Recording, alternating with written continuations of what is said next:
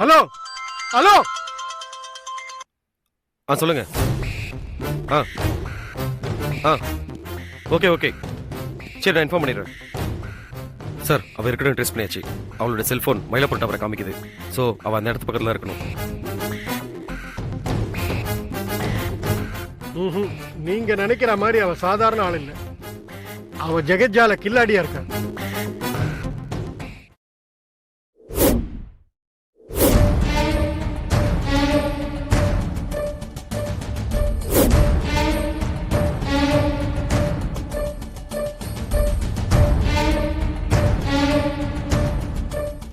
உள்ள போய் பாத்தீங்க சரி, இது எப்படி நடந்திருக்கும்னு நினைக்கிறீங்க?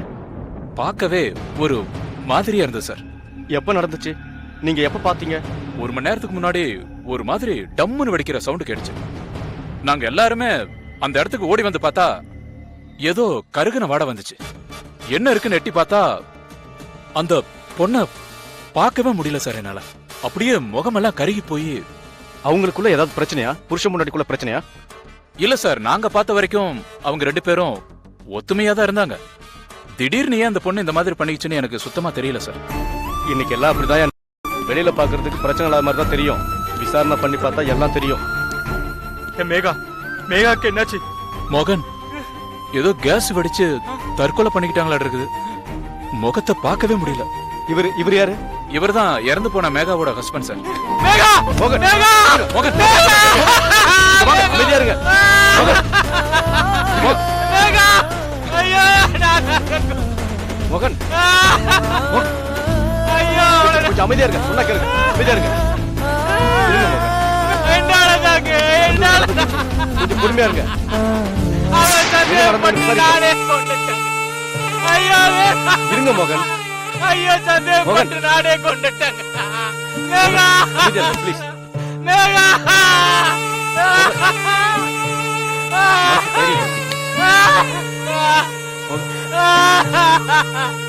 ஐயோ மேகா! ஐயோ, உன்னை சந்தேகப்பட்டு நானே கொண்டேன். மேகா! ஐயோ! நானே கொண்டுட்டேனே. ஐயோ மேகா!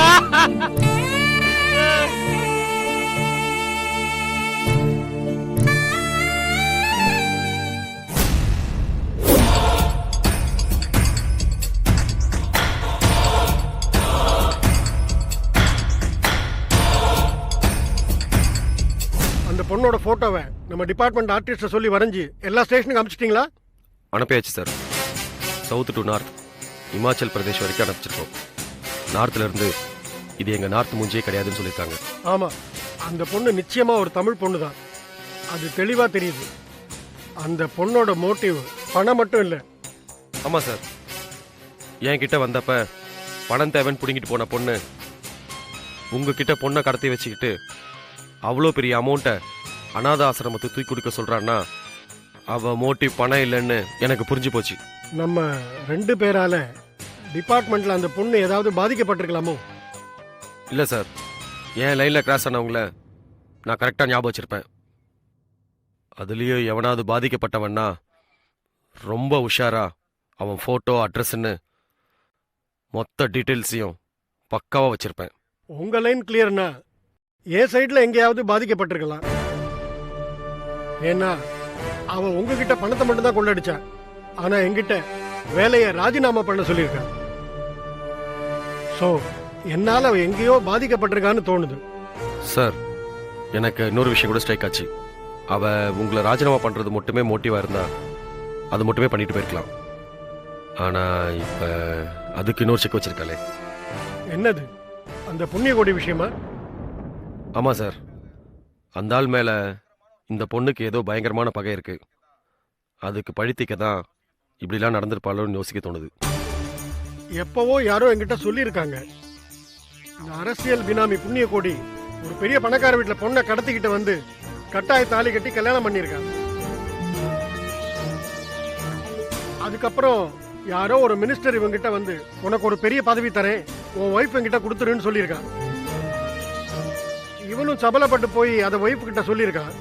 அந்த அம்மா அடிச்சு இவனை வீட்டுக்குள்ளே வரக்கூடாதுன்னு சொல்லிட்டா.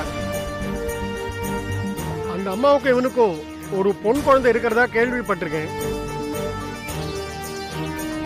ஒருவேளை அந்த குழந்தை தான் இந்த பொண்ணா இருக்குமோன்னு எனக்கு டவுட்டா இருக்கு. அந்த பொண்ணு நான் பகையெல்லாம் தீக்கிறதுக்காக இப்படி பண்ணுவாளா சார்? இவன் பெரிய பொசிஷனுக்கு வந்த உடனே அந்த அம்மாவை தண்டிக்கிறதுக்காக உன் பொண்ணை கொலை பண்ணிடுவேன்னு மிரட்டிருக்கான். அது வரைக்கும் எனக்கு தெரியும். சார், அந்த கோணத்தில் நாளைக்கு ஒவ்வொரு ஆங்கிள்லையும் இன்வெஸ்டிகேஷன் பண்ணி பார்க்குறேன் sir.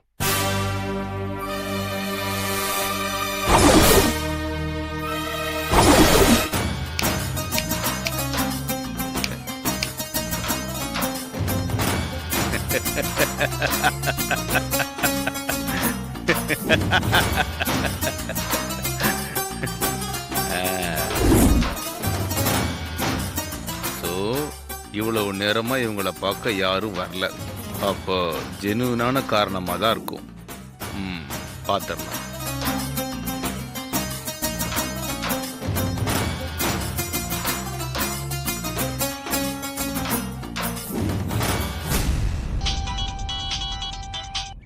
Hello commissioner sir.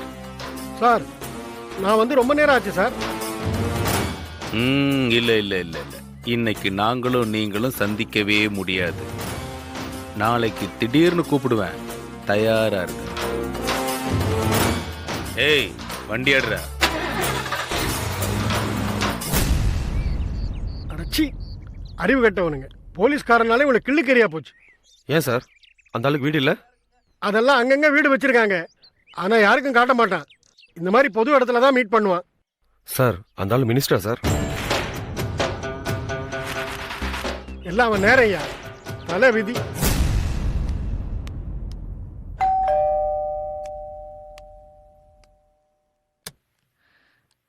S, good evening madam. Good evening. யார் நீங்க? I am Chaitanya, BSc second year, Saint Peter காலேஜ்ல படிக்கிறேன். ஓகே, என்ன விஷயம்? மேடம், எங்க காலேஜ்ல நடக்க இருக்கிற கல்ச்சரல் ப்ரோக்ராமுக்கு கணவனை இழந்த விதவைகள், பெற்றோர்களால் கைவிடப்பட்ட இளம் பெண்கள், இப்படி நிறைய பேரை வச்சு அவங்க சந்தோஷத்துக்காக ஒரு டான்ஸ் காம்படிஷன் பண்ணலான்னு இருக்கோம் மேடம். அதுல கலந்துக்கிறவங்களுக்கு கொடுக்கறதுக்கு வீடு வீடா போய் பழைய துணியெல்லாம் கலெக்ட் பண்றோம் மேடம். உங்ககிட்டயே ஏதாவது பழைய துணி இருந்தா கொடுங்களேன் மேம். ஓகே, உள்ள வா. வாமா, உட்கார்.